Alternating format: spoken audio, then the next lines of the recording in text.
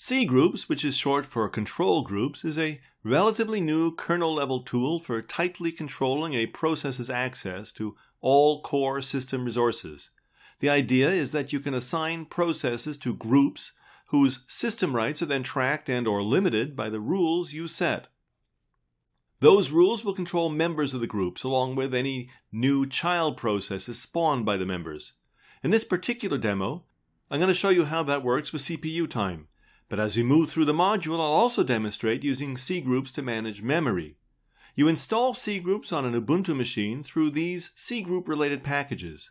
On Red Hat or CentOS, the packages you're after are libcgroup and libcgroup tools. The first thing we'll need to do after switching to root permissions is use cgcreate to make a new control group which will eventually contain the processes we want controlled. I'm going to call my group test group and place it in the subsystem CPU. Since, as they say, everything in Linux is a plain text file, that action should have sparked some serious file creation. In fact, it did. That action happens in sys/fs/cgroup, where you'll find subdirectory names suggesting relationships with resource categories like CPU, memory, and networking. Our example did its work within the /cpu subdirectory. Notice the CPU CFS .us file, whose value is the number 100,000. I'm not 100% sure, but I assume that stands for 100,000 milliseconds, or perhaps seconds. It doesn't really matter, since we're going to be working with ratios in any case. But the number represents a base unit of time. If we wanted to limit the proportion of that time to be made available for a particular process, we'd express that as a number relative to that base unit, and we'd express it within the CPU CFS quota.us file. Right now the value of that file is -1, meaning there's no quota limitation. Now let's take a look inside the test group directory that, thanks to our cgcreate command, was generated just before. Notice how copies of the files from the parent CPU directory were created, along with the new directory. I'll show you the default value of CPU CFS quota.us once again. It's still -1. But now I'll update that value to 25,000, which, as you could probably figure out on your own, is 25% of the 100,000 value of CPU CFS .us. Running cgset against test group with a value of 25,000 directed at the cpu.cfs quota.us file will do that job. There you can see the new value. To see all this in action in a very simple example, I'll move back to my user's home directory and use cgexec-g to run our stressor script as part of the test group within the CPU subsystem. This will restrict stressor to only those CPU resources allowed to members of the group. I'll launch top in my second console. There's our stressor script, and you can see how its usage quickly rises to 25% of CPU, but no further. You can similarly use cgroups to control the way your applications access memory.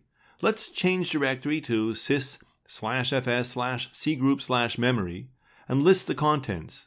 There's a lot here, but the only file that interests us right now is memory.limit in bytes, which currently contains a really long number that's actually nothing more than the number of bytes in my 8 GB of RAM. This means that any single process could use up to all the system memory there is. So how can we use this information? I don't know. Let's say I'd like to limit the memory available to the Chrome web browser on my brother-in-law's laptop. He's been complaining that he can't stop himself from opening all kinds of tabs and they're slowing down the rest of his system. Well, as it turns out, I can help him out with this bad habit by placing a limit on the memory Chrome gets to use. I'll create a new group called Stop Marvin. That's my brother-in-law. And then I'll limit processes I'll later add to the group to, say, half a gigabyte. I don't need to express the number in bytes. cgroups will understand 512M to mean 512 megabytes. To put the new limit to work, you would simply launch the process, Chrome in this case, using cgexec.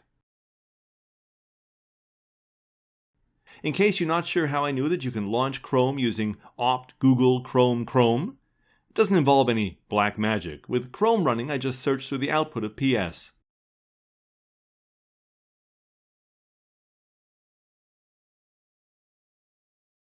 Now just try and tell me that all that isn't pretty impressive. You can closely control all the processes running on a busy system so that there are enough resources for everyone. The small, nagging detail that it all doesn't really work shouldn't get in the way of our backslapping celebration, should it? What? It doesn't work? Well, it does. I mean, you've seen it. The small detail is that getting your settings to survive a system boot is a bit complicated. Maybe it's me, or maybe the cgroups interface isn't quite mature yet, but I got fed up jumping through hoop after hoop just to save my settings. As far as I can see, the officially correct way to handle it is by manually editing the etc/cconfig.conf file to fit the layout found here in man cconfig.conf, but frankly, I didn't have the patience for that. So where does that leave us? Well, giving up in abject failure is an option, but it's far simpler to throw your cgcreate and cgset commands into a bash script that might look like this,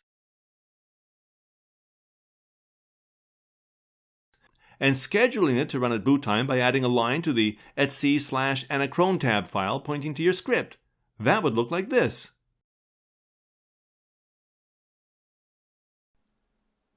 Find this useful? Why not follow the link in the description and head over to view the complete course on Pluralsight. And of course, for even more technology goodness, don't forget to subscribe to this channel.